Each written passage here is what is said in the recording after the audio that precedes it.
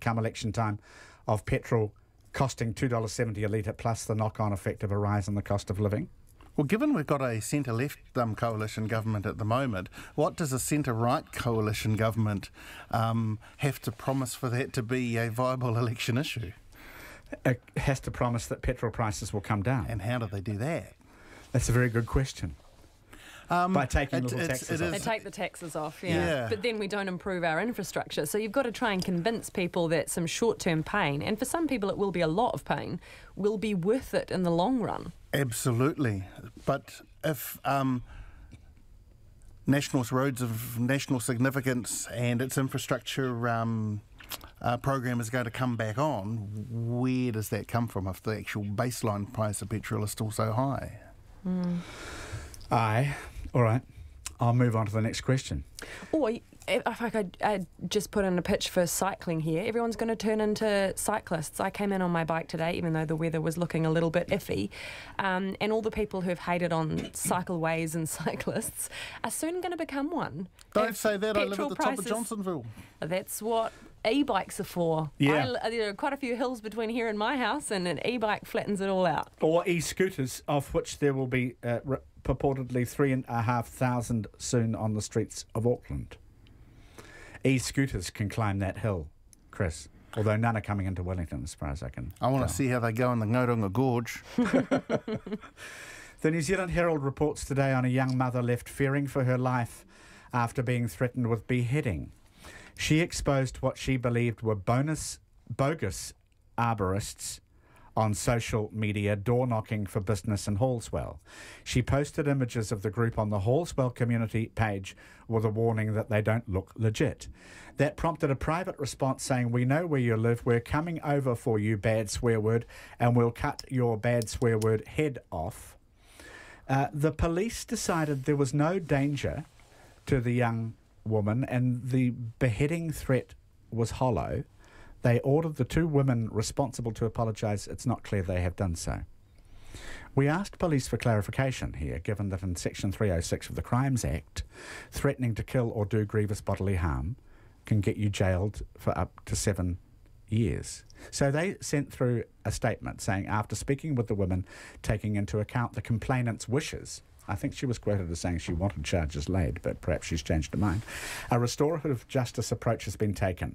The pair have now provided written apologies. The matter's been resolved. What do you think? It was pretty extreme language used. Well, it sounds like a classic case of huge overreaction and words, and this is the problem with being able to communicate information so easily on our wonderful digital devices, where a walk around the block might have been a better idea.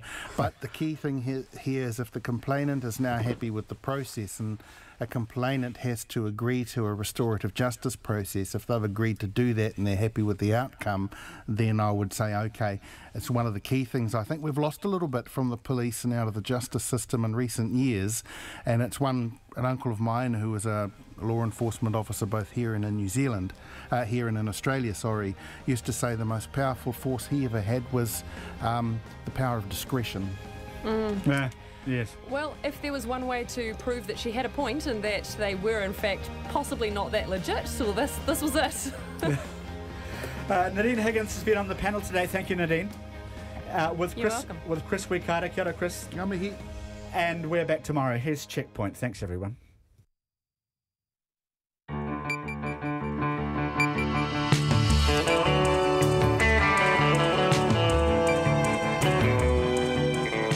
Welcome to Checkpoint. Toko ingoa ko Alex Perrottet. Whakatalofa atu manuia te aso. It's Tualuan Language Week. On tonight's program, Indonesian police say the death toll from the Sulawesi tsunami is already over 1,200. That's as the government puts the call out to NGOs to help them recover. We'll have the latest from the devastated town of Palu. Dog whistle politics. That's how some have described New Zealand First's proposal to ensure migrants and refugees respect Kiwi values. We'll also have the latest from the remote North Otago town of Wahemo. That's where tragedy struck yesterday. The bodies of a woman and her 3-year-old have now been pulled from a reservoir. Lots more to come on the program, including a school student packing her boxing gloves and heading to Argentina in search of a youth Olympic medal. All that to come on Checkpoint after the news. RNZ News at 5. Kia ora, good afternoon. Ko Katrina Batten tēnei. Cries are still being heard as rescuers work to free people trapped under rubble in Palu City on Sulawesi Island. More than 800 people are known to have been killed so far in Friday's massive earthquake and tsunami. Hundreds more are feared dead in landslides that have engulfed villages in surrounding areas. Rescue workers in Palu are struggling to dig people out from under several collapsed hotels and a shopping mall. Families of the missing are desperate for news. This mother hasn't seen her son and daughter since the quake. I'm going out of my mind. I don't know where my children are. I'm going crazy with worry about them. I have no news at all. A mother searching for her 2 children in Palu. A Northland mayor is describing the loss of a giant chicken farm as another blow to the deprived region. The poultry giant Tegel confirms the Overseas Investment Office has turned down its bid to buy 200 hectares of former dairy land at Arapohui near Dargaville. Tegel proposed to build 32 poultry sheds to raise 9 million birds per year, the biggest chicken farm in the country. The local community widely opposed the farm, but the Kaipara District Mayor Jason Smith says the area would have benefited from the development. Dr Smith says Kaipara hasn't had any investment through the Provincial Growth Fund and is struggling. This particular project was not without its challenges, very, very large challenges. But importantly, projects such as this would bring employment opportunities, increase investment into the area and send out a signal that we're open for business. Kaipara District Mayor Jason Smith. The family of a North Otago woman and her 3-year-old son who drowned in a reservoir can't understand how the accident happened. The police say the woman was driving a tractor and trailer when it slipped into the reservoir in Waihemo on Sunday night. A police investigation is underway. Our Otago Southland reporter Tess Brunton has more. The police have named the pair as 33-year-old Nadine Tomlinson and her 3-year-old son Angus. Their bodies were retrieved by the police dive squad this afternoon. A family member says Ms Tomlinson was a careful driver. He's asked for privacy as the family grieves. Several Waihemo residents say they are devastated by the deaths. They describe the family as lovely and private, but say it's too soon to talk about the incident. One resident says dewy conditions on Sunday night would have made operating farm equipment tricky. In Waihemo, Cortes Brunton tēnei.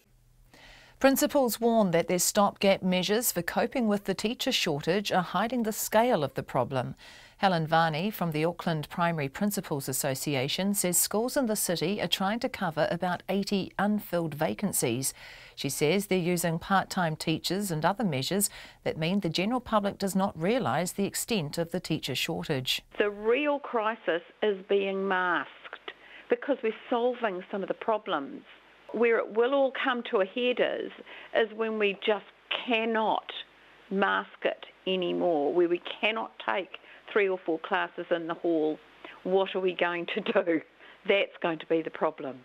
Helen Varney says principals are even being forced to supervise several classes at once because they can't find relievers. Forest and Bird is calling for an independent review into the Department of Conservation's partnerships with businesses and private landowners to ensure the welfare of birds and animals are not being compromised. RNZ has revealed DOC allowed the country's largest privately owned conservation project, Cape Sanctuary in Hawke's Bay, to show off Kiwi to wealthy tourists without a permit, despite concerns about the welfare of some birds in its care. The Chief Conservation Advisor at Forest and Bird, Kevin Hackwell, says underfunding has put pressure on DOC to compromise some of its conservation values in order to keep its commercial partners happy. It's an issue at the Cape, it's also an issue elsewhere. Not to say that all partnerships have this problem, but I think it's time for us to review what's been going on and make sure that we are doing conservation for conservation. Kevin Hackwell says plans to raise the issue with the Conservation Minister, Eugenie Sage. Neither Ms Sage nor DOC have responded to requests for comment. It's 5:04. Sport. 5 debutants have been named in the Kiwi squad for the end-of-year tests against Australia and England. Among the new caps is the Sydney Roosters NRL Grand Final winning centre Joseph Manu, as sports editor Stephen Hewson reports. 4 other newcomers joined Joseph Manu in the side. They're Melbourne Storm hooker Brandon Smith and utility back Jerome Hughes. along with Penrith's Kori Harawira Naira and Warriors second rower Isaiah Papali'i. Back in the side, having missed last year's World Cup after being accused of trying to buy cocaine outside a Canberra nightclub following the Kiwis' loss to Australia, are Jesse Bromwich and Kevin Proctor. The Warriors trio of Adam Blair, Johnson and Gerard Beale also return, having missed the one-off test against England and Denver in June, as do Melbourne's Kenny Bromwich and Canberra Raiders player Jordan Rapana. The one-off test against the Kangaroos is in Auckland on Saturday week. Meanwhile, Greg Inglis has been named captain of the Australia side, succeeding long-time skipper Cameron Smith. This is Stephen Hewson. The White Ferns must win Game 2 of their 3-match T20 cricket series against Australia starting in Brisbane shortly if they're to keep alive any chance of winning the 3-match series. New Zealand lost the opening match in Sydney by 6 wickets. And the All Whites' Chris Woods Burnley has beaten Cardiff 2-1 to claim back-to-back wins and their first away victory of the English Premier League football season. That's the news. Kiwi values. It has laws for the time being, it has religious tolerance for the time being, and it has an effort to bring equality to women. If you don't like those things, you should go to some other country. Kiwi sanctuary. There he is. He is delicious. Lovely little kiwi. And strong, good weight. We're going to let you go. We're saving you. And a kiwi in the channel. When I headed off, the conditions weren't too bad, but unfortunately they turned into gale force swims. Kiwi to the core. Morning Report with Guy Espiner and Susie Ferguson, weekdays from 6. Then on 9 to noon, a call to better protect the animals that serve in our military. Why the likes of serving dogs and horses deserve legal protections in war and once they return. And after 10 with 4.8 million Instagram followers, Australian comedian Celeste Barber on her celebrity parodies. Join me, Catherine Ryan, on 9 to noon after Morning Report on RNZ National. Met Surface weather through to midnight tomorrow. Northland, Auckland, Coromandel Peninsula and Bay of Plenty. Cloudy with isolated showers today. Showers more frequent tomorrow and possibly heavy in the eastern Bay of Plenty, then clearing from the south. Waikato to Manawatu, including the central high country. Patchy rain gradually clearing from the south this evening. Cloudy periods and a few showers tomorrow. Gisborne to Wairarapa, mainly fine, but a few spots of rain tonight or overnight. Horowhenua to Wellington, remaining showers clearing this afternoon and becoming mainly fine, however a few showers early tomorrow morning. Nelson and Marlborough, fine apart from isolated showers. Bulla to Fiordland, showers possibly heavy in Bulla, turning to rain in Fiordland for a time tomorrow morning.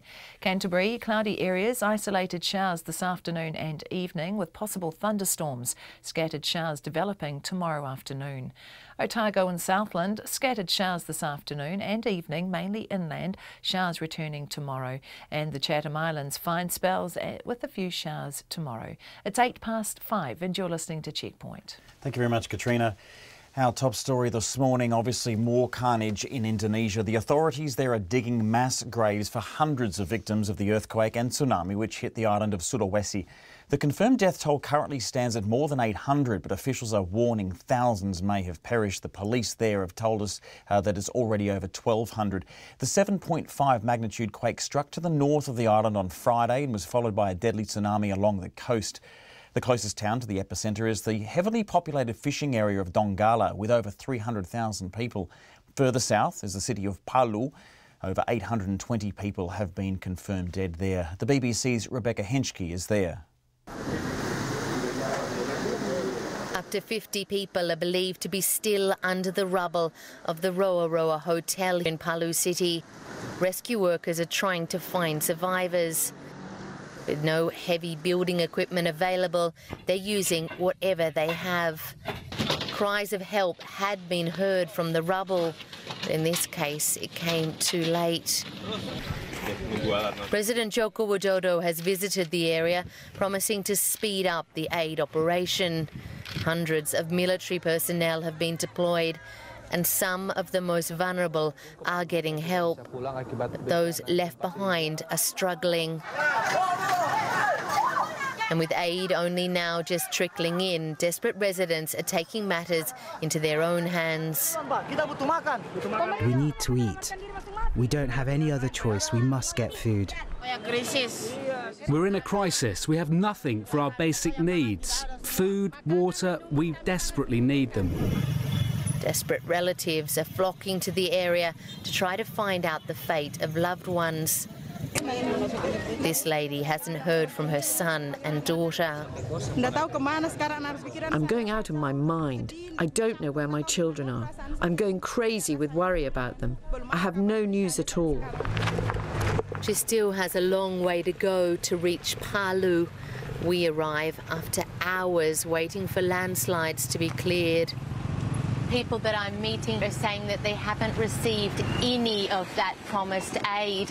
The houses that have been completely destroyed by the quake, those families are now camping out in tents, savaging what they could for their homes. But they say they have only limited supplies to last into the coming days, and are breaking down in tears when I ask them about how they're coping. All along this coast road for metres in is all rubble. Families have fled to higher ground. Those that didn't flee in time were caught up in those waves, and the death toll is expected to rise.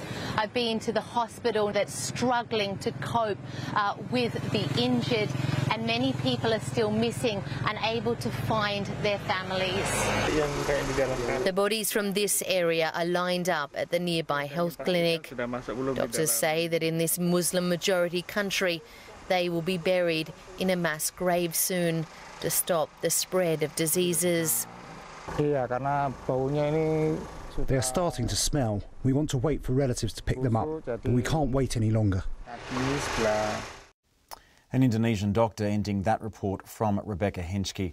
Now, the ABC's David Lipson is in the town of Poso. He is en route to Palu.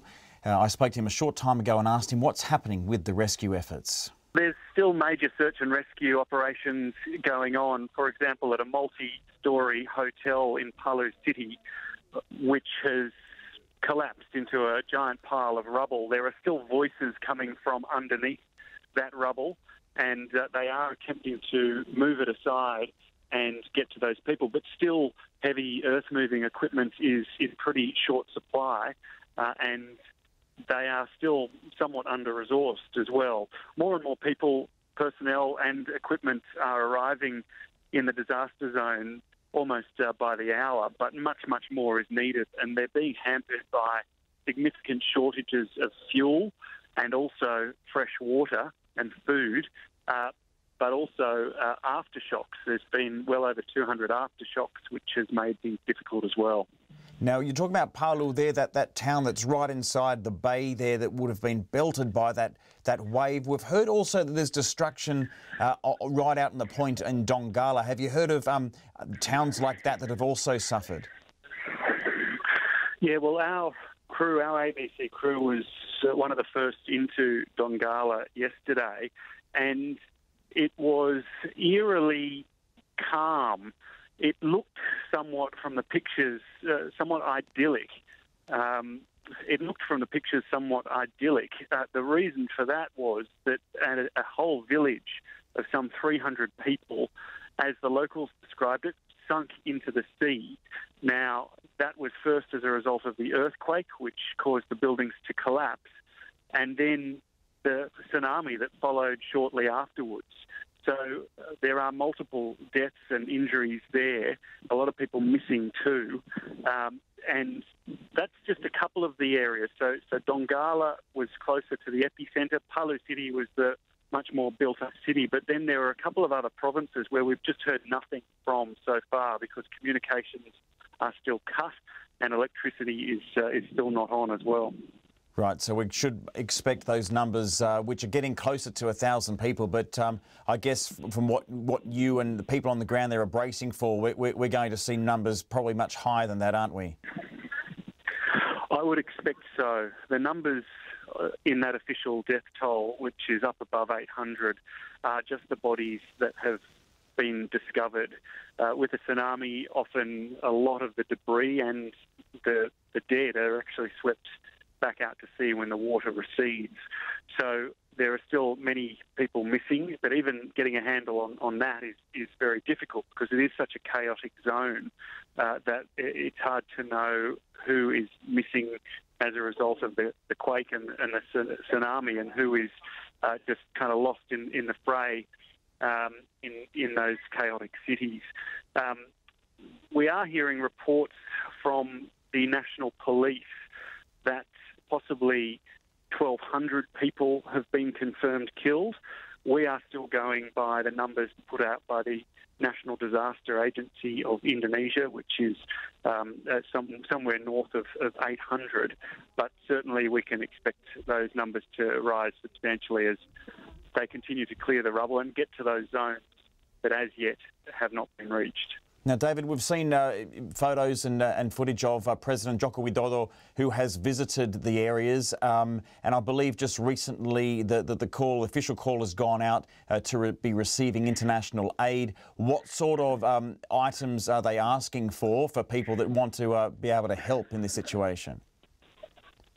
Well, this is really significant because national pride in Indonesia is pretty strong at the best of times, and we're coming up to a presidential campaign. There was a huge debate after the series of devastating earthquakes in Lombok in the last couple of months because a national disaster zone was not declared, and in fact international aid offered from foreign governments was not accepted, and some of the people in Lombok suffered. That's not what's happening now. They are accepting aid from overseas, but it appears to be only from the private sector, from the information that we've seen so far. It doesn't look like they're ready and willing to accept help from foreign governments. Perhaps they don't want foreign military landing in the area at this point, but we're seeking clarification on that. The type of things that they need are food, water, fuel, medical supplies, baby needs, and heavy machinery. They're the things that are really lacking in this area and urgently needed because it's now, it was Friday, late Friday, when this earthquake and tsunami hit. So although there are still voices under the rubble, you would imagine that the clock is very much ticking for those people. David Lipsome there for the ABC. He's making his way to Palu. He says it's a long drive, of course, made all the longer with the disaster and the fuel shortage. We will have more from Palu after 6 p.m. It's 5:17. New Zealand First's proposal to ensure migrants and refugees respect Kiwi values has been labelled dog whistle politics. And the plan, raised at the party's conference over the weekend, has won little support from within the parliament. Our political reporter Craig McCulloch filed this report. Ooh, that's a tough one. That's a really tough one. What are Kiwi values? That's a good question. I don't actually know, really. It's not as easy as it may sound. What makes someone a Kiwi? What are Kiwi values? To put it quite frankly, I think it's a nonsense. Paul Spoonley is an immigration expert and sociologist at Massey University. He says it's impossible to police people's values, let alone decide on what they should be in the first place. To be honest with you, I spend a lot of my time trying to decipher what New Zealanders believe and think. And at the moment, it would be an incredibly difficult exercise. When I think of a typical New Zealander, I think of someone who is polite, someone who's kind, accepting and open-minded, respectful of other religions. It's multicultural, diverse, a strong focus on the environment. Kind of like the flexibility and accepting other cultures as well, and kind of being able to see it from their standpoint. The New Zealand First leader, Winston Peters, wants migrants and refugees to have to sign up to beliefs such as gender equality, religious freedom, and the legality of alcohol. These are values which surely people don't want to be disputing or arguing, but some people don't exhibit that. If they're coming into the country, then they should be asked before they actually sign up. Do you understand what it entails? But Professor Spoonley says it's dog whistle politics. What strikes me is that they're talking about some immigrants, especially from Asia, especially Muslims, but not British, not South Africans. So the whole language, the whole narrative is quite selective. The Green Party won't go as far as accusing its government partner of dog whistle politics, but it is pushing back. Golriz Garriman says new arrivals should be treated with trust rather than presumed to be problems. The presumption is that those problems are being imported, but it's really important to acknowledge that those are really, really big problems already in New Zealand and that if we start from a presumption that anyone who isn't born in New Zealand is likely to bring this threat, then aren't we actually degrading other cultures? That's really what we want New Zealand to be built on. What justification could that be? That because some New Zealanders do it, then it should be carte blanche for some people who are new New Zealanders. That's really a rather desperate argument, with great respect. Mr Peters does have at least one supporter in Parliament, the ACT Party's leader, David Seymour. He has a similar policy and is willing to get on board, although he suspects it's ultimately an empty promise from Mr Peters. Well, it's certainly been the history of New Zealand First. You know, they claim to have had a version of this policy for 25 years. Then they say it's new, and yet they haven't done anything about it. It's true Mr Peters may have trouble getting any policy like this across the line. The Greens are out, and National has been critical too. As for Labour, the Immigration Minister, Ian Lees-Galloway, isn't commenting. From Parliament for Checkpoint, Craig McCulloch. It's 21 minutes past 5. The bodies of a woman and a young child have been recovered from a North Otago reservoir. They're 33-year-old Nadine Tomlinson and her 3-year-old son Angus. The police say the woman was driving a tractor and trailer when it slipped into the reservoir on a rural property in Waihemo. This is near Dunback's Morrison Road. Happened yesterday evening. Our reporter Tess Brunton is in Waihemo. I spoke to her via live view a short time ago and asked her for the latest on the tragedy. So I've just spoken to one of the family members who's confirmed that the mother and the son, the 3-year-old son, have been retrieved from the water. The National Dive Squad did find their bodies and they have been taken out. And I've just heard that there's quite a bit of concern over what happened. So there will be an investigation, as the woman's been described as being a very cautious and careful driver. So that investigation will be underway shortly. There was talk of the ground had lots of dew on it. From all reports, it sounds like a freak accident. Have you managed, in speaking to some of the locals there, to get any other detail about how it happened? No, at the moment that's really unclear, and that will be discussed in the investigation. As I said, there is a local that did come forward and say that there was a lot of dew on the ground, and that makes it really difficult to operate farm equipment, but we don't know at this stage. Now, Tess, you've been there and you've been talking to some members of the family as well as people in the community. They must be devastated by what's happened here. The family and the community is really reeling from this news. I've spoken to several residents and also the one family member, and they've all just said we're in too much shock. We can't talk right now. They are in a state of disbelief. The mother and her son have been described as a really lovely family, and she is leaving behind her partner and her young son. So it's devastating news for the community, and they're really just trying to get their feet back. So they have requested some privacy as it is just really raw and emotional for them at this stage. Our reporter Tess Brunton there in Waihemo, that's in North Otago, at 23 minutes past 5.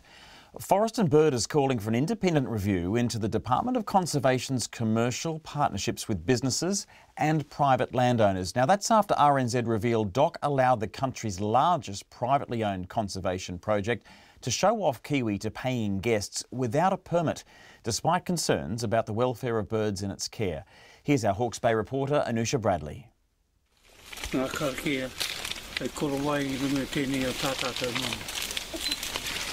This is the sound of a single western brown kiwi named Tahi being released with a blessing into the sanctuary mountain Maungatautari in Waikato this afternoon.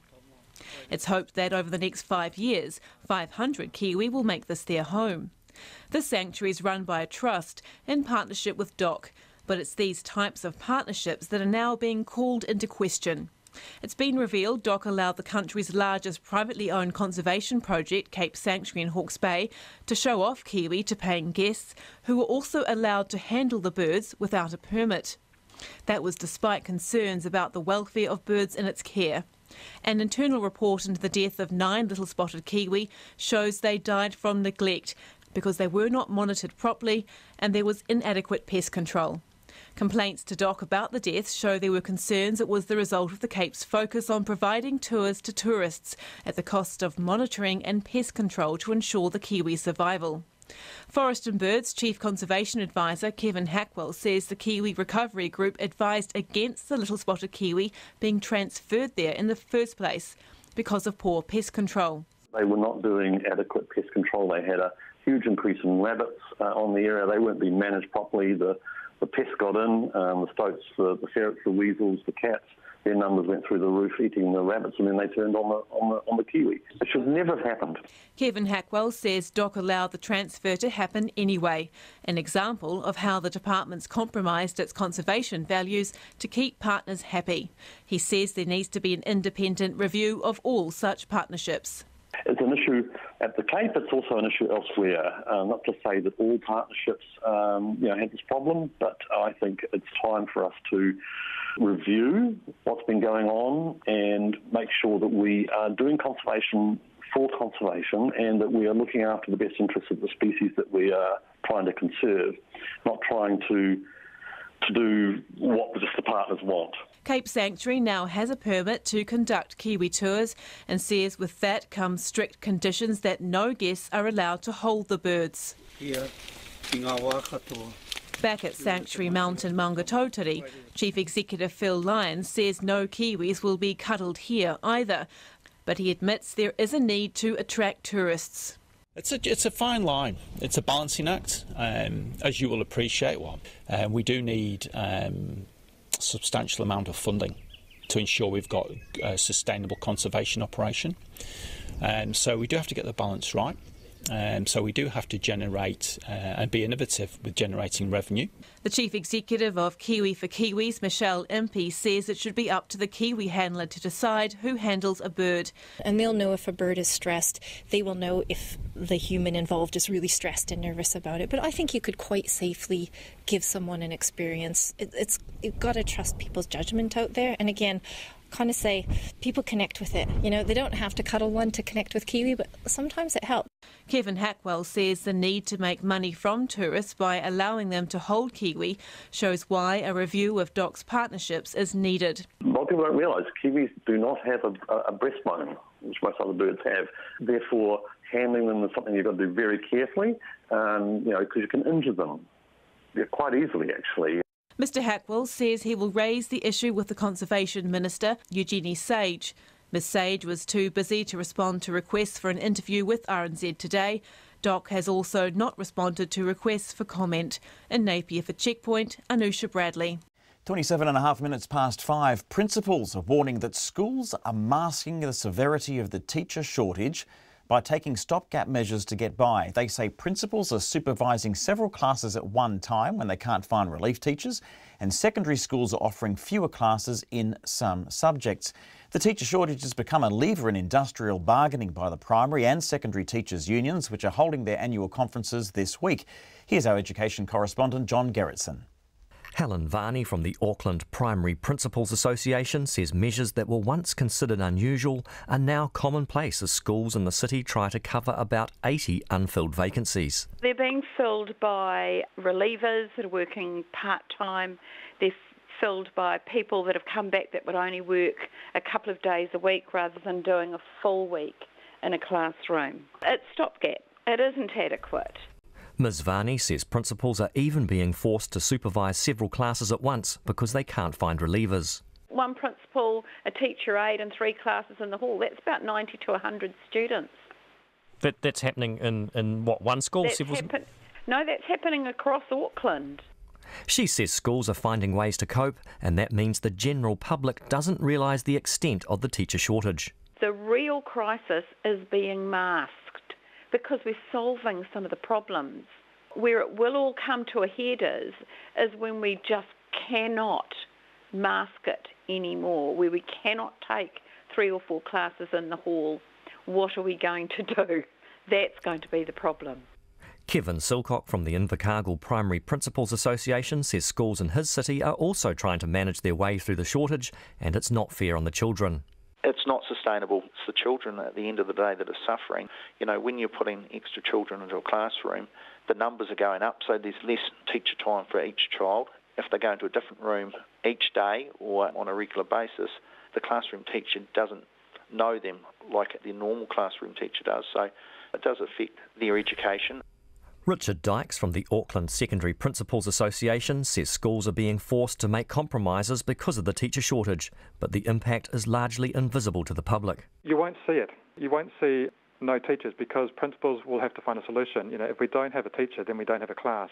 A year ago, I knew of a school which cancelled some technology classes, not the entire program, just some of those classes. For us here at Glendowie, we were looking at potentially closing down Te Reo, full stop, because I just simply had no applicants.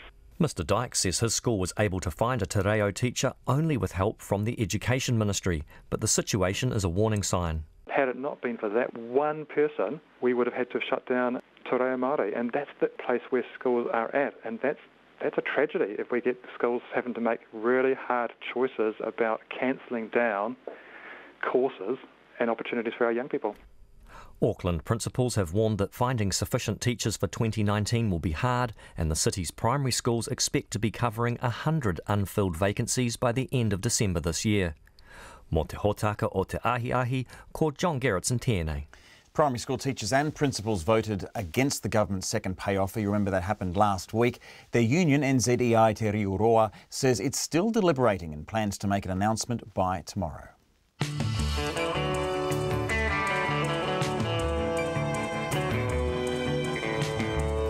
Coming up on Checkpoint, why Christchurch is being dubbed the Sin City of Synthetics and what can be done to tackle the problem.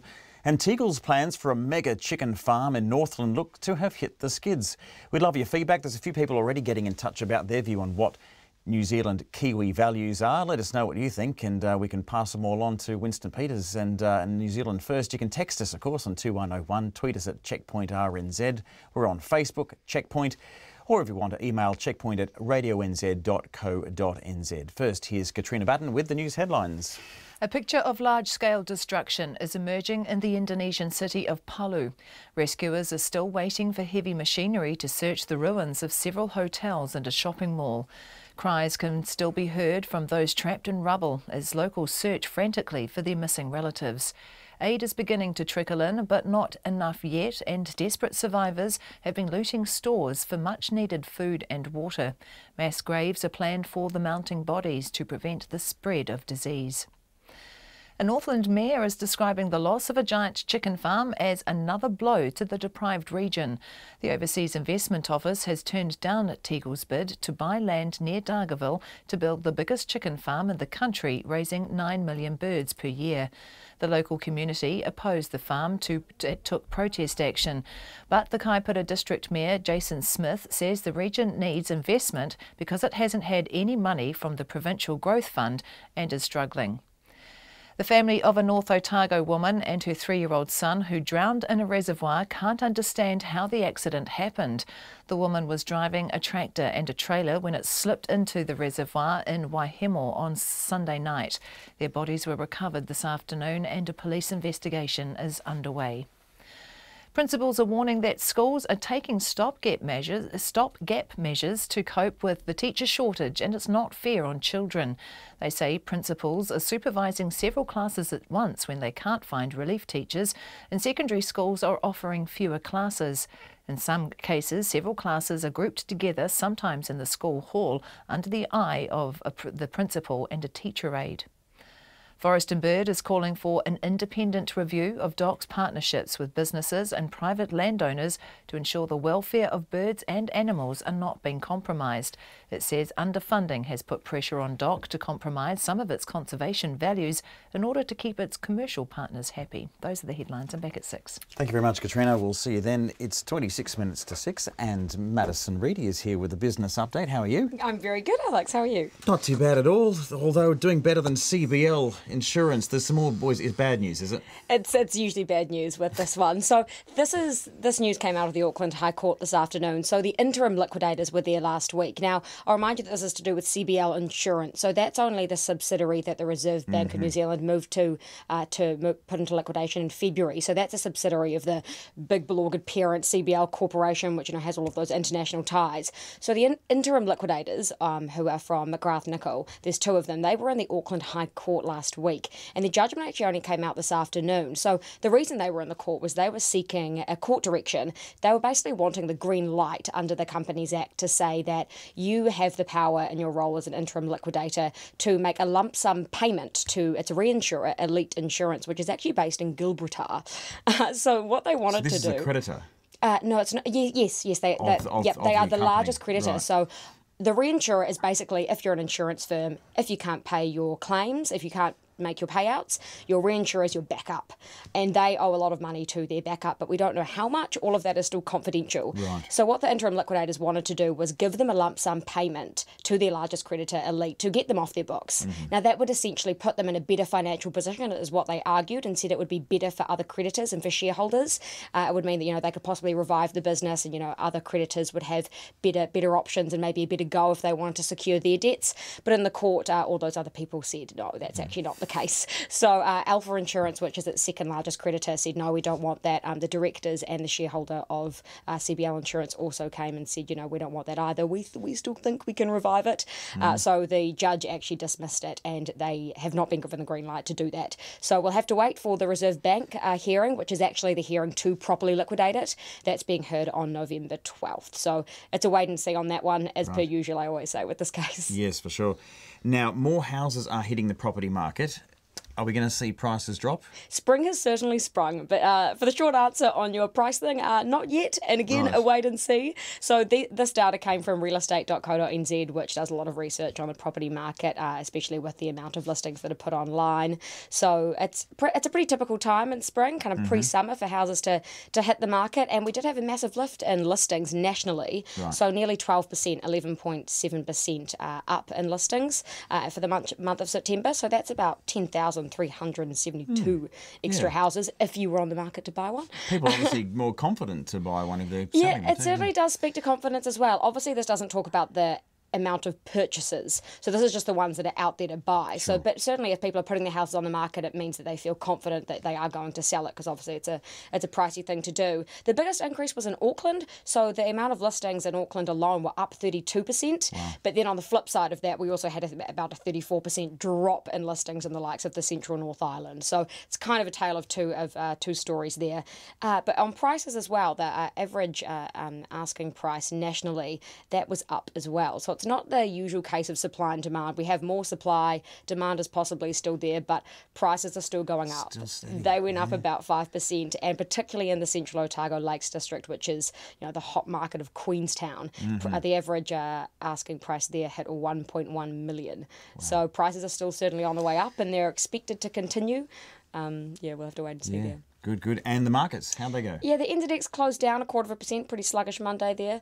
So that's 24 points down to 9,327.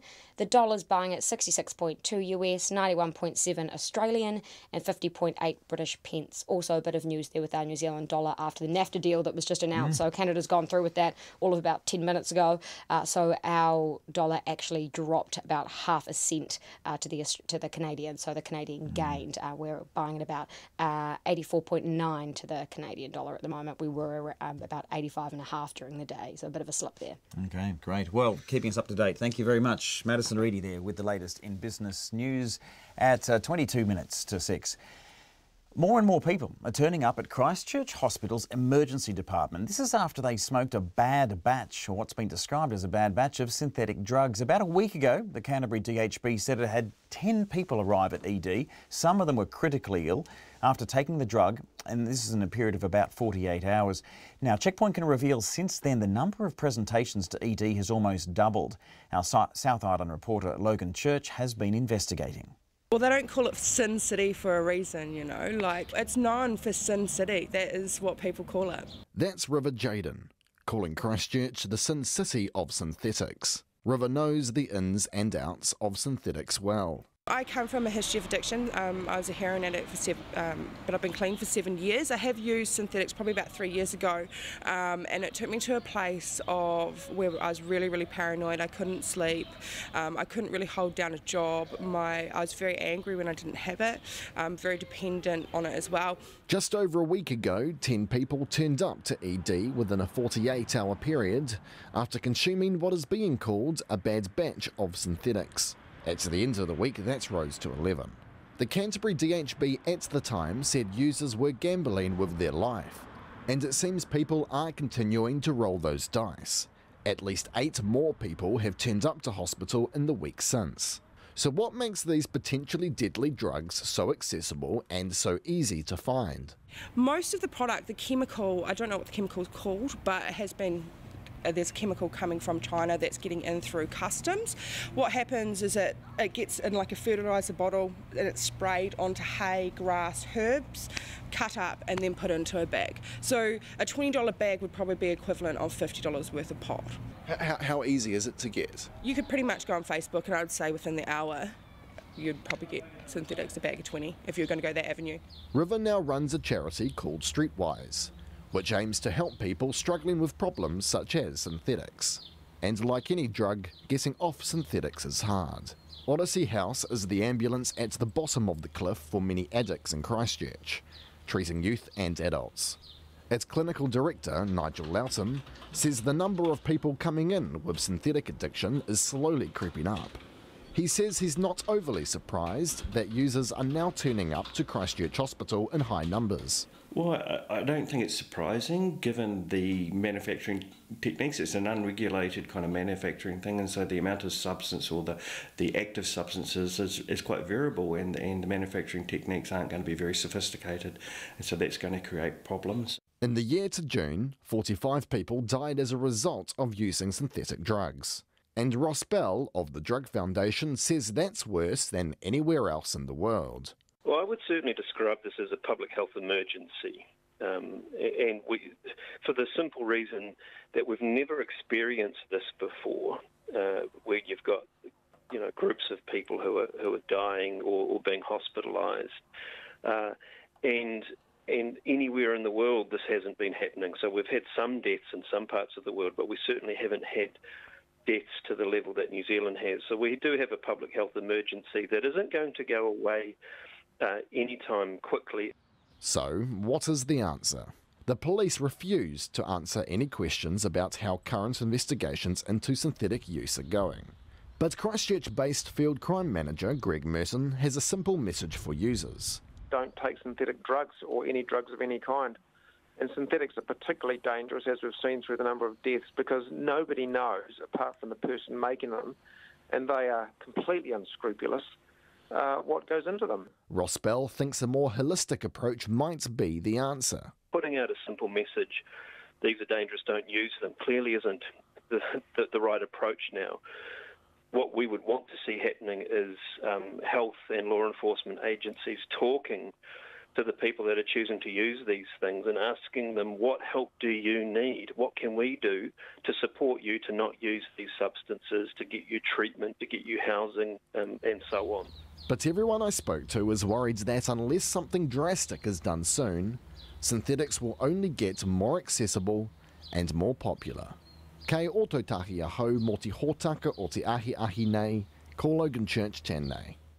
It's 17 minutes to 6. Thank you for your feedback. Some people have got in touch with a little bit of advice for Winston Peters and New Zealand First on Kiwi values. Tim has texted in and says, Kia ora, Checkpoint team. Thinking of this, what he calls so dodgy Kiwi values bill that New Zealand First may be promoting, how about mana motuhake, tikanga, mana kitanga? Or is New Zealand First only going to look at values reflecting our ongoing colonial society? How about really ensuring we're implementing Te Tiriti o Waitangi? Now there's a Kiwi value worth honouring. Thanks for that, Tim. Brian has also got in touch. He says if immigrants need to integrate, when are Europeans going to integrate with Maori culture? Something along the same lines. And then finally, Nell has a bit of advice as well and says our values are enshrined in our laws, or they should be, and laws alone have sufficient power to ensure compliance. Thank you for that reflection there, Nell. If you want to get in touch, of course, the text is 2101 or our email is checkpoint@radionz.co.nz. Just coming up to 16 minutes to 6. Tegel's plan to build a mega farm in Northland to raise 9 million chickens a year has been squashed. The Overseas Investment Office has turned down its bid to buy 200 hectares of land at Arapohoi near Dargaville, where it had planned to build 32 poultry sheds. More than 500 people made submissions to local councils opposing the chicken farm on the grounds of noise, smell and potential pollution. Ka pehua marae is located next door, and its chair, Margaret Mutu, has been among those fighting the development, and she joins us now. Tēnā koe. Ai, tēnā koe. Margaret, I guess you see this as a bit of a victory. Oh, I just see it as a huge relief. And I'm just extremely grateful to the huge number of people who put their hands out to help us to make sure that Tegel didn't do this. It was quite stunning. It's our neighbours, the local marae, iwi from throughout the country, and then the community of Dargaville and the Northern Wairoa itself, and then professional people from throughout the country who came in to help us. But I do need to mention, in particular, Kelvin Davis and Marama, from the Greens, Marama Davidson. Marama Davidson, yes. Margaret, I mean, this was going to be the biggest chicken farm in the country. Pros and cons, like always. What were your major fears and concerns around the environmental impact of this? Oh, we had done some work on what the effects of these things are overseas. You do not have anything near it here. You don't even have anything near it in the United States or in most of Asia or Europe. This was going to be one of the biggest in the world. In the United States, the impact on health has been absolutely devastating on the workers and the immediate neighbours. The bioaerosols that get emitted from these, they're called concentrated animal feeding operations. They cause massive health problems in there. For us at Kapehu, it would be a massive violation of our urupa, our cemetery, which is on their boundary. And on our marae also, which is also on their boundary. We would have been stunk out of the place. We would have not been able to breathe the air. It would have been so polluted. It would have meant that it would have killed our people who already have compromised lung capacity, lung function. It's a very, very dangerous operation they were trying to get away with. And Margaret, were you open to some sort of compromise on this? I mean, obviously, as we say, there's always pros and cons. The downside this time being, of course, that there could have been dozens of jobs created. The Northland Mayor's expressed his disappointment about it as well. Could there have been a middle way somehow? When we tried to talk to Tegel, they didn't want to know. It was like we didn't exist. And no matter what I tried to say to them diplomatically, nicely, come on, there are jobs already in this community that will go because you're coming here. It was a zero-sum game on the employment. You either worked for Tegel or you work for the ones that you're already working for. So there was no gain to the employment. There was no gain economically. We had a look at that. There was no gain. So the only thing it was going to do was provide huge profits for Tegel, which would all go offshore, because Tegel is owned by a family in the Philippines now. It's not owned by New Zealand. Margaret, the Direct Animal Action, you'll definitely remember them. They came out with the investigation. They took video footage and certainly grabbed the headlines and what they revealed on one of the Tegel's farms. They've got in touch immediately and said that this is a victory. They're ecstatic. They're going to be celebrating on your marae. What do you think about what they revealed and your concerns there? They were the people that I first went to for advice to see what would happen, because we're kaitiaki of the area. We are responsible for the well-being of the environment, the animals and everything else in the area. And I asked them, what do these things do to these chickens? When they told me, I was horrified. But that wasn't what I pursued, because that's not allowed for under the Resource Management Act. What we pursued was what the Resource Management Act allowed us to pursue, and that in itself was horrific. Now, these people have been very helpful in raising the fact that the treatment of these animals is horrific, and we would never condone that. But as I say, just everybody has been so helpful, provided us with all sorts of professional, expert advice and good old, solid, neighbourly support. It's been marvellous. It's brought us all together, and in a way that we haven't done it for many, many years. Margaret, just before you go, I want to get an idea of your vision for development in the area and what you'll be saying to Kaipara District Mayor Jason Smith, because he's complaining that this is a missed opportunity. The area would have benefited from the development, and we haven't had any investment there through the Provincial Growth Fund, and people are struggling. What's your vision for the economic development of your area if you're turning down this kind of project?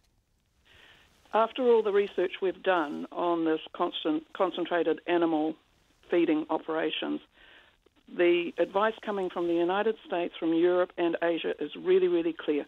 You need to go back to the smaller operations. You need to develop the dairy farms, the chicken farms we used to have that only have small numbers of animals so that you can look after them properly.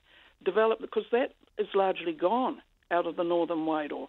You've got farms now that have 600 cows on them instead of the 100 or 50 cows we used to do. And a lot of people have left the district and left that sort of thing because you've been taken over by these guys wanting to do everything big. So my advice to the mayor is take yourself back to the farmer looking after his herd, not a mega herd, but an ordinary herd, and get those going again around the whole of the district. And you will restore the economy of the place. I understand. I mean, I'm part of it. I understand what he's trying to get at. Kia ora, Margaret. Thank you very much for your time and for your advice in reaction to Tegel being knocked back. And they were going to build the biggest chicken farm in the country, but not anymore. At 10 minutes to 6, a new iwi-led youth remand service is being touted as a first for the country and as one way of reducing soaring Maori prison rates. Today, Mahuru, which is a Ngāpuhi-led youth remand service, was launched at Kaikohe. Northland's Ngāpuhi iwi Social Services will work with Oranga Tamariki to provide the youth service, which incorporates Ngāpuhi tikanga, history and culture.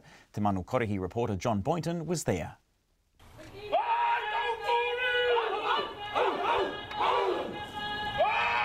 Ho Kainga from Kohe Whata Marae, just outside of Kaikohe, laid down a challenge to visitors at the launch of Mahuru today.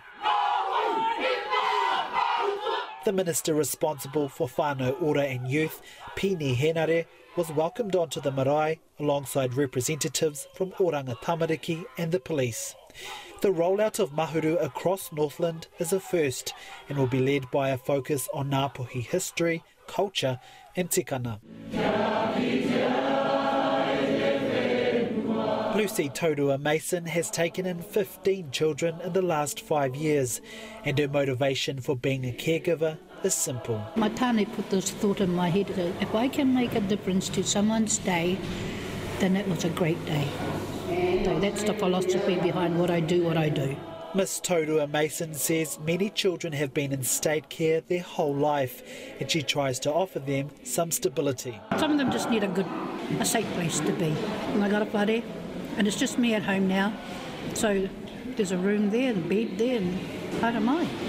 And she wants Mahuru to help reduce Maori prison numbers, with Maori making up half of New Zealand's prison population. The opportunity to stay at a jail, the opportunity to stay out of a corrections facility, that's the biggie, because they go in there and they learn extras about how to rip a car off, how to break into a home, so they're dealing with the element that got them into trouble. The program will be led by Ngāpuhi Iwi Social Services, and its manager Liz Marsden says a community approach has been embraced.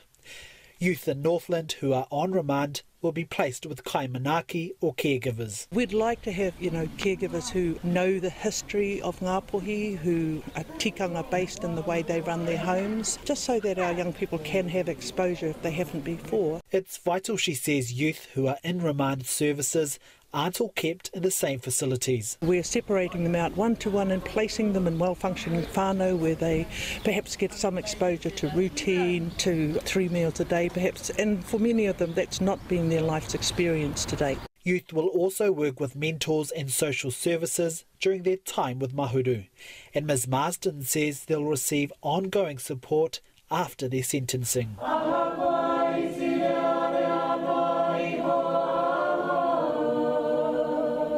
Oranga Tamariki Ngāpuhi site manager Trevor Wikaitaia says there's a common thread to children who end up in state care. Unfortunately, a lot of them come from families where either mum or dad might be incarcerated.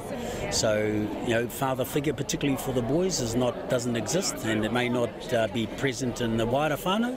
And the government, Mr Wee Kaitaia says, needs to keep a close eye on how Mahuru goes in the next year. This will be a good learning curve also for government. So if we can prove that this kind of program works, and it's an incentive also for government to look at our rangatahi across the whole of New Zealand. Mahuru has received almost $1 million for the next year to support 3 to 5 youth in remand at any one given time. I kai ko he mo te hōtaka o te ahi pōnei, ko John Boynton aho. Minister 6, Poverty Bay is one step closer to having a dual name. The Geographic Board has recommended the East Coast be known as Tūranganui-a-Kiwa Poverty Bay after receiving 600 submissions. Captain James Cook named the area Poverty Bay when he landed in 1769 and couldn't resupply his ship. Gisborne Mayor Meng Fong is delighted about the recommendation. Absolutely fantastic news to hear that the National Geographic Board has supported the Council's application on behalf of our community. And so now it goes to the Minister and hopefully she will support it as well.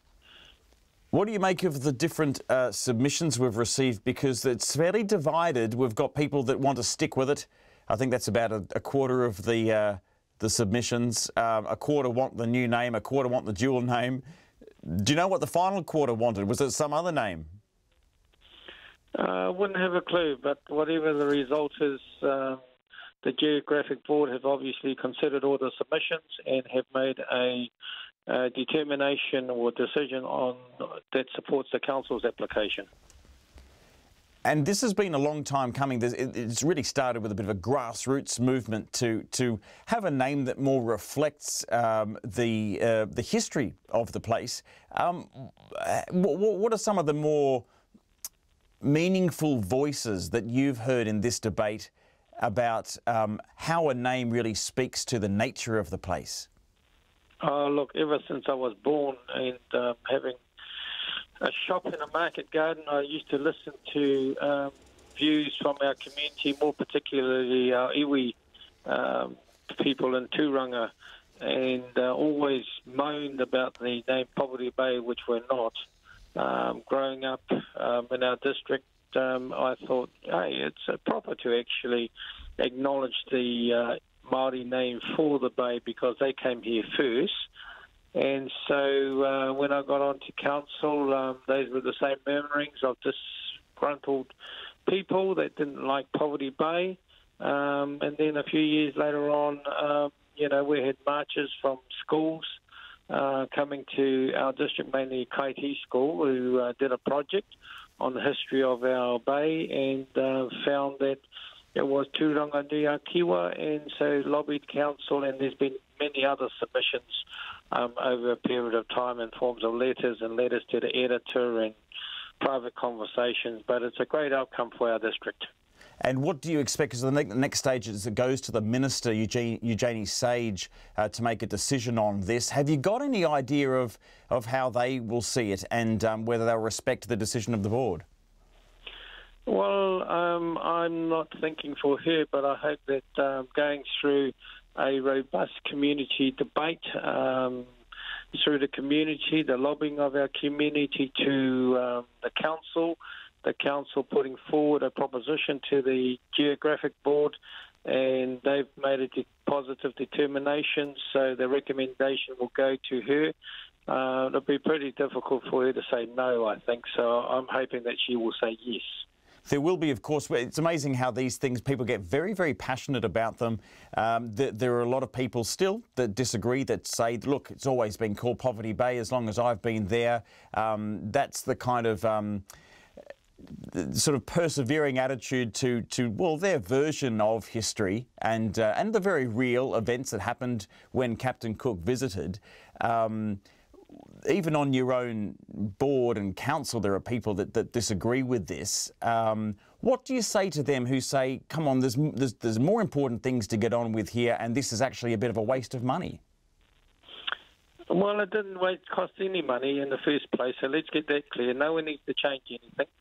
And so we deliberately added Tūranganui-a-Kiwa to Poverty Bay, so those people that are passionate about Poverty Bay, they can still call it that if they want it, and those people that are passionate about Tūranganui-a-Kiwa, they will call it that. So I think over time, like Egmont and Taranaki, no one calls it Mount Egmont anymore. The new generation of reporters like yourself and people that watch the rugby and go there for holidays, all Taranaki.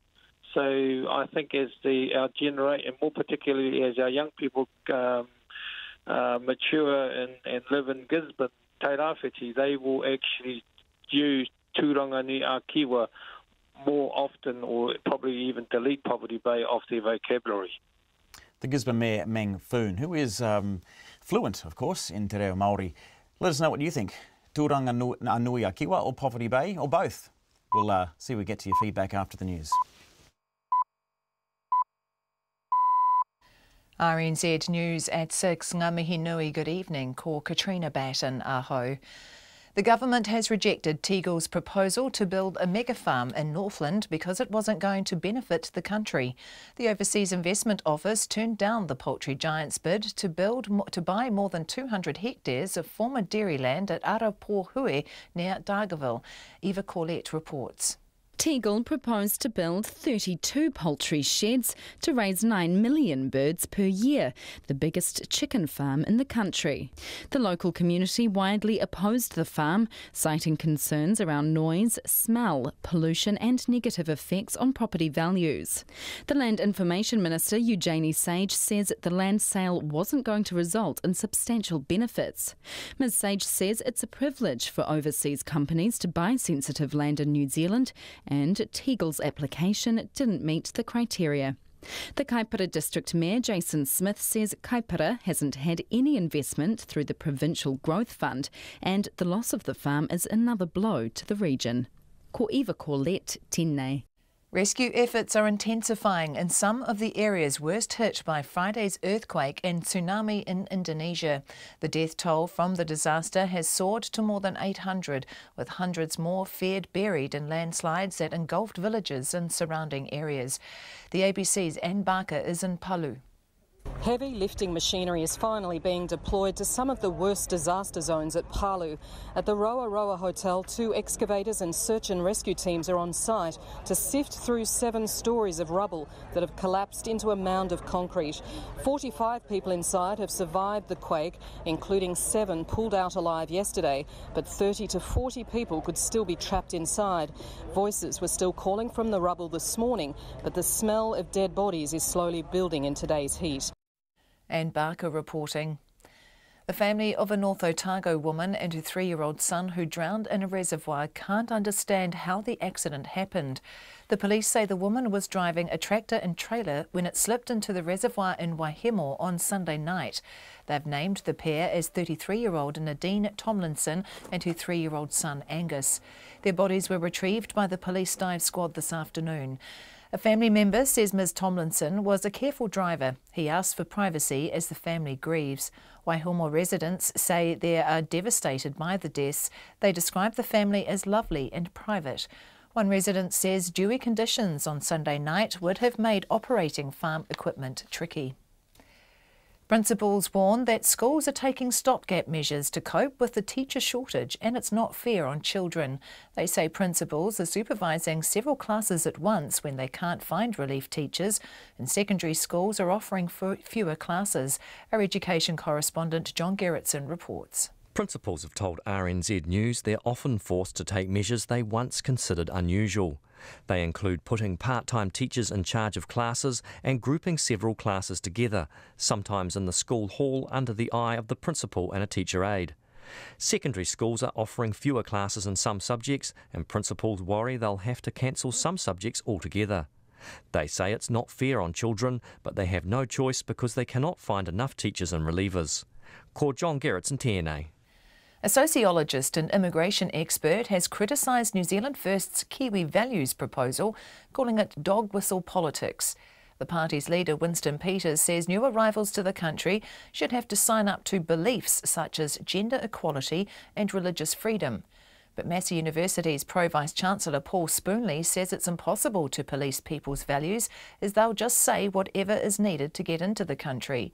He says the policy speaks to a nationalistic and discriminatory mindset.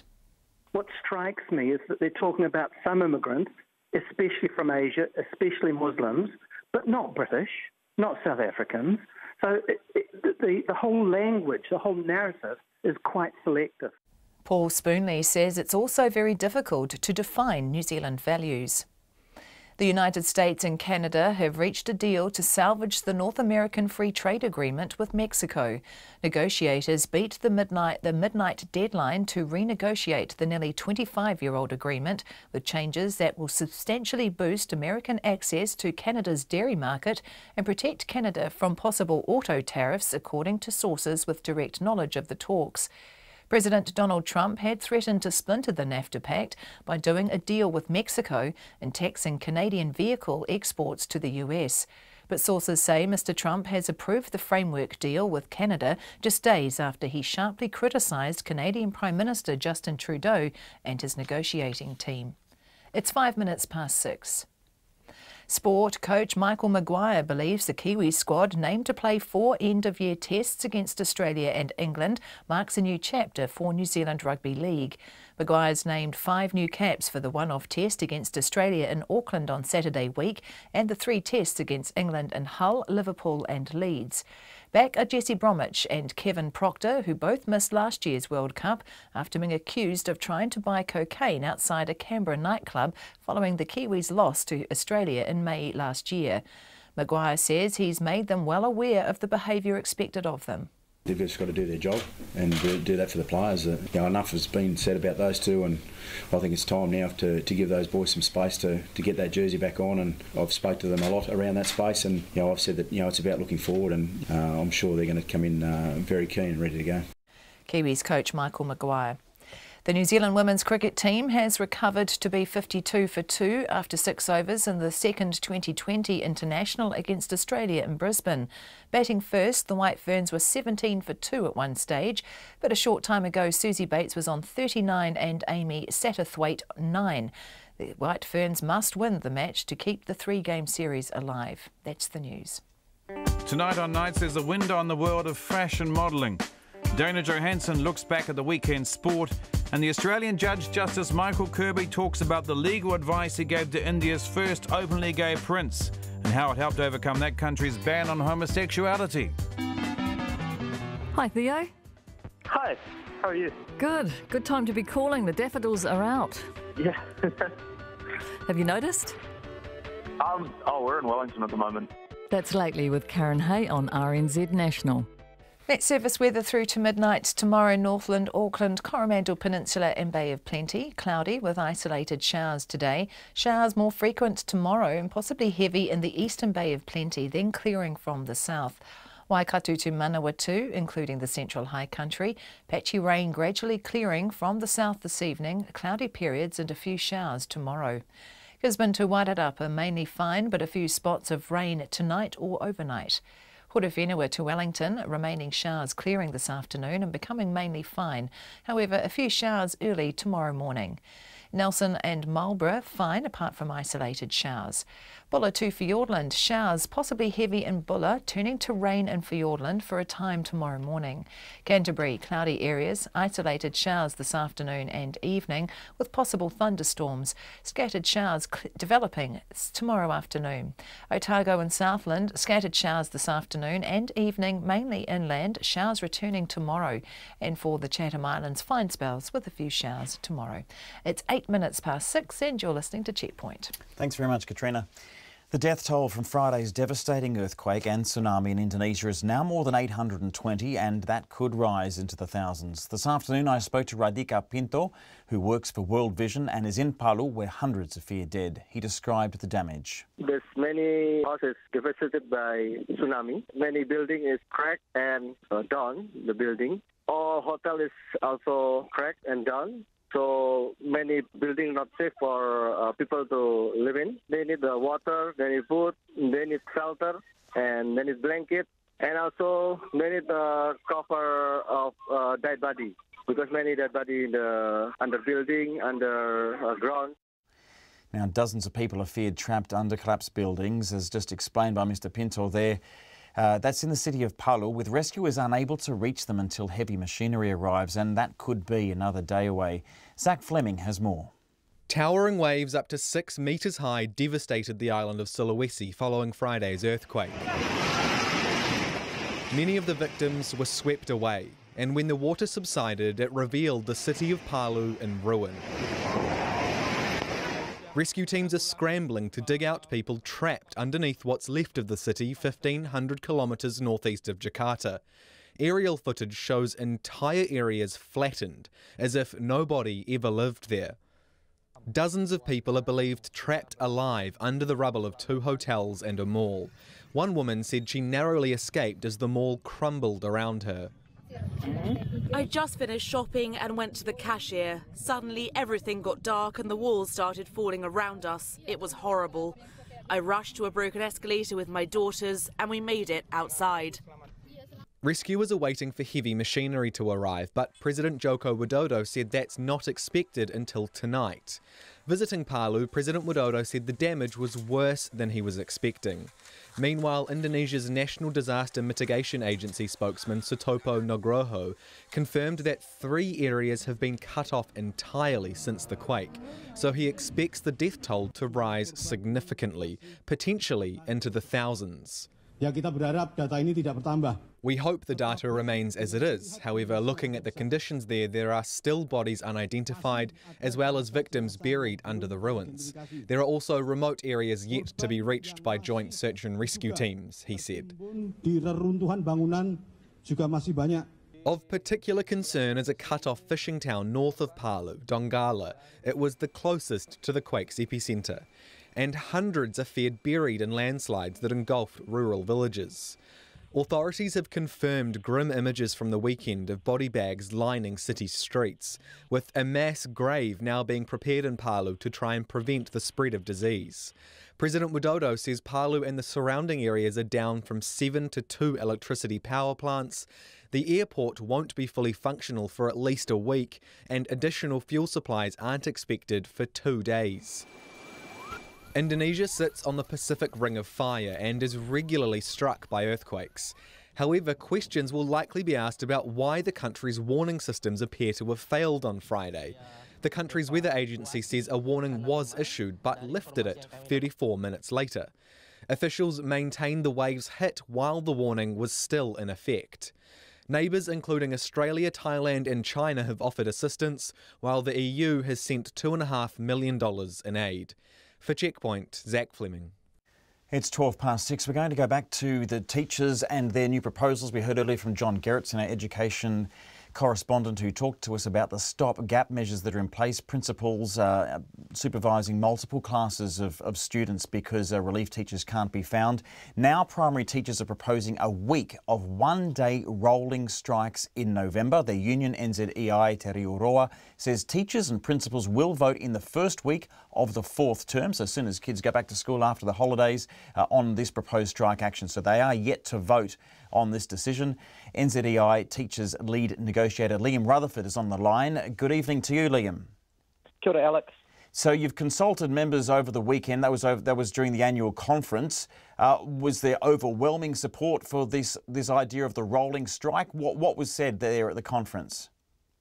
Yeah, so members have engaged in looking at a range of different forms that industrial action could look like, and by the end of today they were in overwhelming agreement that a 5-day rolling strike was the best way to go, and so as you said in your preamble, that will go out to members for voting in the first week of the term. Okay, now just take us through that, Liam, because you're saying it's a week-long rolling strike. How will that work? Will it be the same with primary schools right across the country? And what is it? You update it every day? Yeah, so what would happen is the country would be split into 5 geographical areas with teachers and principals being assigned to one of those 5 days. Okay, and why that approach? There was a feeling that would be a good way to keep this issue in the forefront of parents and politicians' eyes, whilst ensuring that teachers and principals were only having to spend 1 day out of their schools. Because I think it's really important to note that while we're talking about significant actions like people being out of class, they don't actually want to. They want to be able to come to school, to be in jobs, but at the same time confident that we have got people wanting to be teachers and that we can access relievers. And currently that's not the case, and that's why we're going to be moving forward with this action. Liam, is this an effort to just simply do something different from last time where you had the national strike and you didn't get the offer that you wanted? Obviously, there's a tight balance here with how much disruption you're willing to do to get involved, to cause really with students. Are you just trying to bowl a different kind of ball to the Ministry of Education to see whether they're going to react better this time round? So we're definitely wanting to get our voice out there. This teacher crisis has gone on for long enough, and we want solutions now. And so there's real appeal from being able to work with our parent communities over a 5-day piece of action. And so we do see it as an escalation from what we did on the 15th of August, where we had close to 30,000 people turn out. Now, are you pushing this back in November after what usually are I know we're talking about primary school here, so we don't have exam periods and that kind of thing, but what time in November are you looking at, and are you trying to push it back in the terms that we are really looking at the winding down days of the academic year? No, in actual fact, we're trying to get it as early in the term as we can, while respecting that we want to be able to give communities as much time to prepare. We know towards the end of the year you start to get more schools involved with end-of-year graduations, with camps, and so we're cognizant of those being really important parts of what schools do, and so we're trying to get it as early into the term as we can. Okay. Now, this Ministry of Education's now on notice that this may be on the cards. Are you keen to get back to the negotiating table to see whether you could get better pay? Yeah, sure. And I think it's really important to note that NZEI has never left the table. Every time we have agreed to get around the table, we've been there, and nothing has changed through this. And so while members will be considering if they do want to take this option, we're definitely available to get back around the table as soon as possible. Apart from the pay, Liam, what's the single most other important thing? Is it the class sizes, or is it those extra support services that you and the union also say are lacking? So we are really interested in looking at solutions that's going to attract new people into teaching, as well as holding on to those people that are currently here.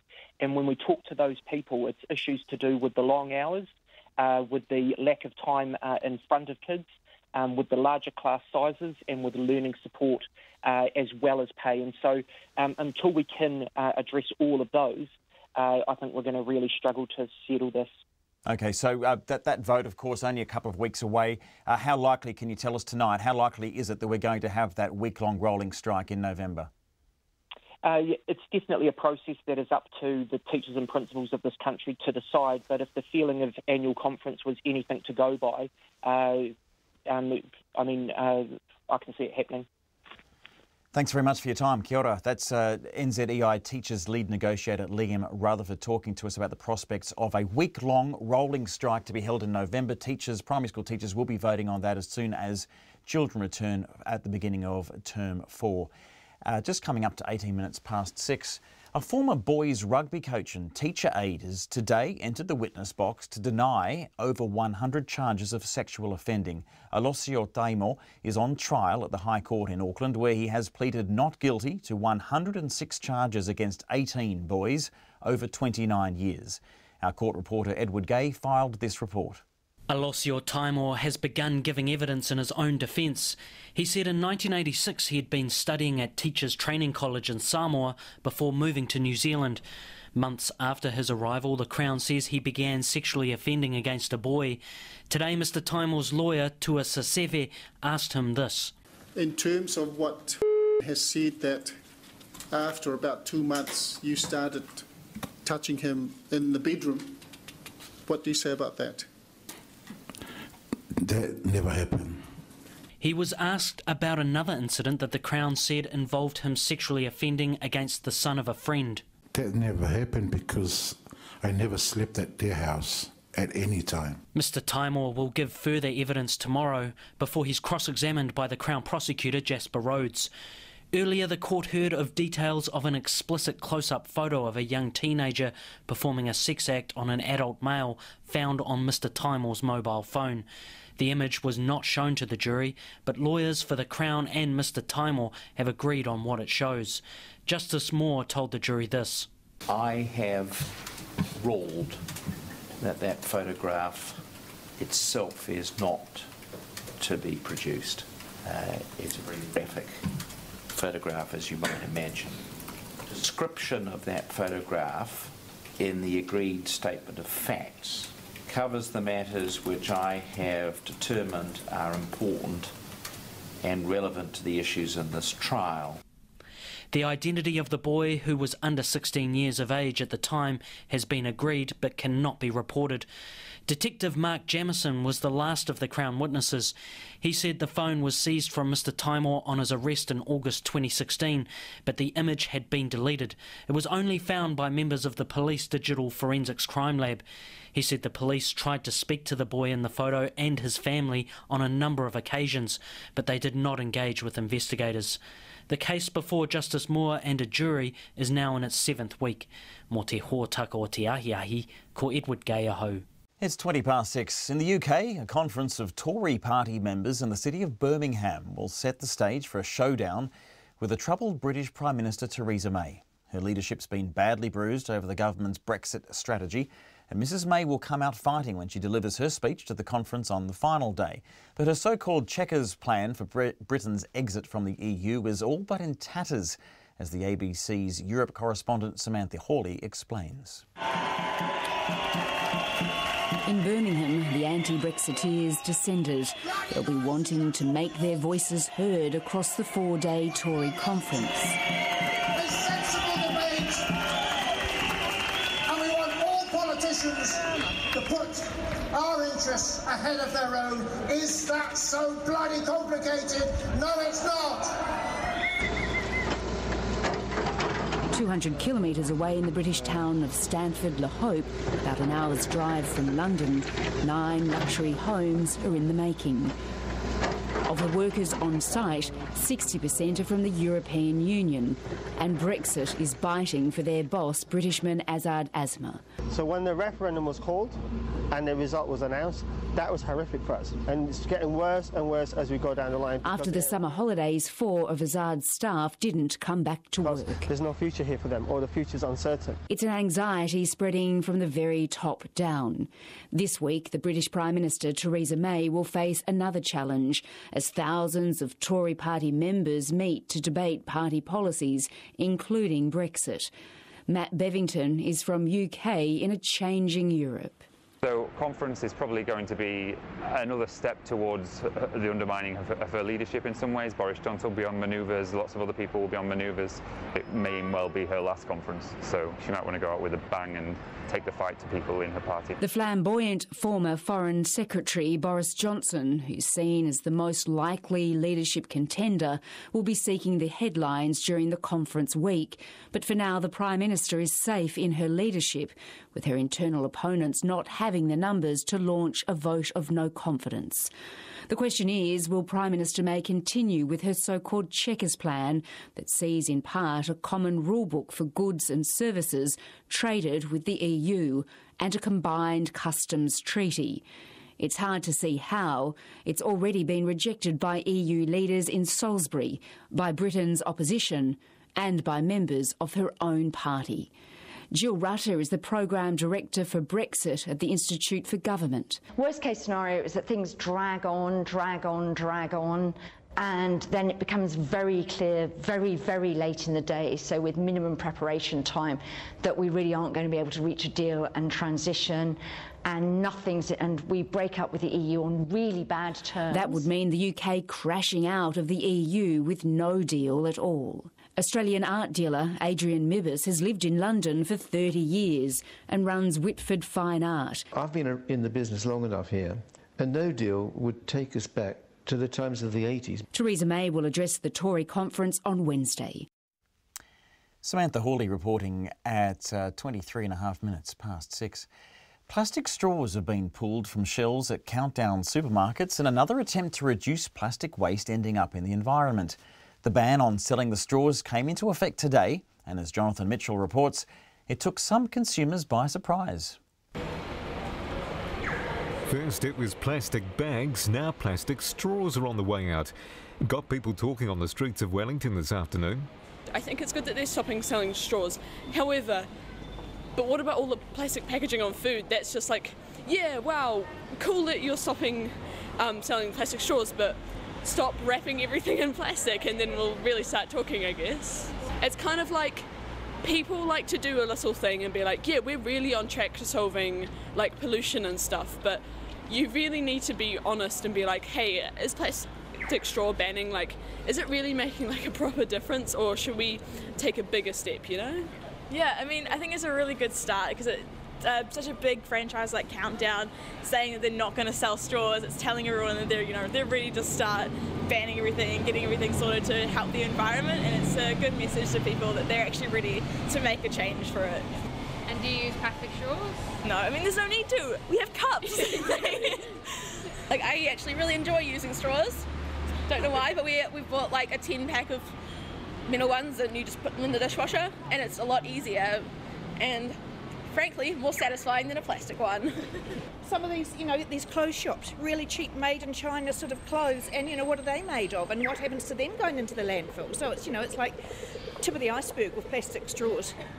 I think it's just, the nature of the world we live in. You end up just getting them shoved in your takeaway bags at McDonald's and stuff, but you try to restrict how much you use them as much as possible wherever you can.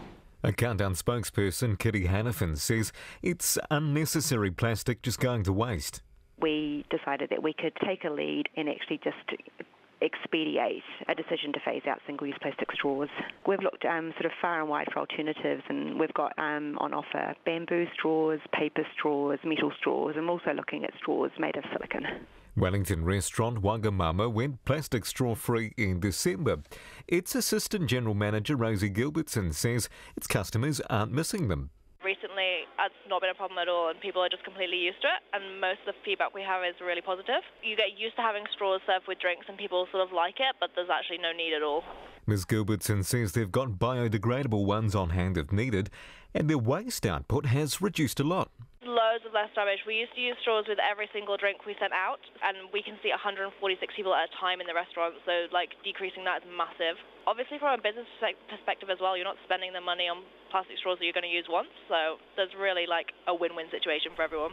The industry group Wastemans says the ban is a step in the right direction and wants other retailers to follow suit. But its chief executive, Paul Evans, says big manufacturers must get on board too. Anytime we focus on a single item, look, it ticks something off the list, and I don't want to downplay what Countdown has done here, because it is a really important measure. It's sending a very clear signal of what they're hoping to achieve. But we really do need to get those brand owners and those manufacturers buying into this as well and making better decisions at the front end. Countdown says as a result of today's ban, 11.6 million fewer plastic straws will go into waste each year. Rival supermarket chain Foodstuffs, which runs New World and Pack and Save, says it's looking at phasing out plastic straws soon. For Checkpoint, call Jonathan Mitchell, Tēnei. Finish with tonight, it's been a historic year for women in Saudi Arabia. For the first time in the kingdom's history, they're allowed to drive legally. And while the lives of women are still strictly controlled, other opportunities are opening up for them, including a pastime that's practiced by millions across the world, yoga. Charlotte Gallagher from the BBC has more. 3, exhale. 3, 4, exhale. It looks like any other yoga studio across the world. A group of women roll out their mats on the wooden floor and practice a series of yoga postures. But a year ago, this wouldn't have been possible in the conservative kingdom of Saudi Arabia. Yoga, which has its roots in Hinduism, was unofficially banned until 2017 and seen as incompatible with Islam. Nuv Marwai is the head of the Arab Yoga Federation and teaches classes in the city of Jeddah. For her, it's been a long battle for recognition. I was harassed. I was sent a lot of hate, abusive messages, and I found them very intolerant to women's sports, women empowerment, and to yoga practice or yoga sports as well. In a country where women have long struggled for the right to exercise publicly, the students say yoga has transformed their lives. Yasmin is one of the pupils. When I first practiced yoga, it changed my mind, my life immensely from the first class. It just opened me up like a ball of water balloon that wanted to flow out. I remember my first class with Nof, I started breaking down and crying. Ever since then, I figured out that it's an essence of life, how to improve your life. That's new yogi Yasmin ending Charlotte Gallagher's report from the BBC. A little bit of feedback before we go. Someone's got in touch with their Kiwi values. Our waterways, keep them clean, do the right thing with rubbish, don't take shortcuts, pull your weight, don't lie, steal or hurt anyone, respect the whenua, all creatures great and small, respect the current government, the Prime Minister and the Members of Parliament. Thank you for your Kiwi commandments there. We'll try to live by them. It's Tuvaluan Language Week, so tofa. We'll see you tomorrow. RNZ News headlines at 6:30. Primary school teachers and principals will vote in 2 weeks' time on whether to hold a week of rolling one-day strikes throughout the country in November. Tegel's plans to build the country's biggest chicken farm in Northland have been quashed. Rescue efforts are intensifying in some of the areas worst hit in Indonesia's Sulawesi island. And a coroner has ruled it's impossible to know what caused a fatal helicopter crash which killed the pilot on his 49th birthday 4 years ago. Our next news and weather is at 7. The APRA Silver Scrolls celebrate New Zealand's finest songwriters. Congratulations, you made it. Past winners include Beck Runga, Don McGlashan, Sharon O'Neill and Chris Knox.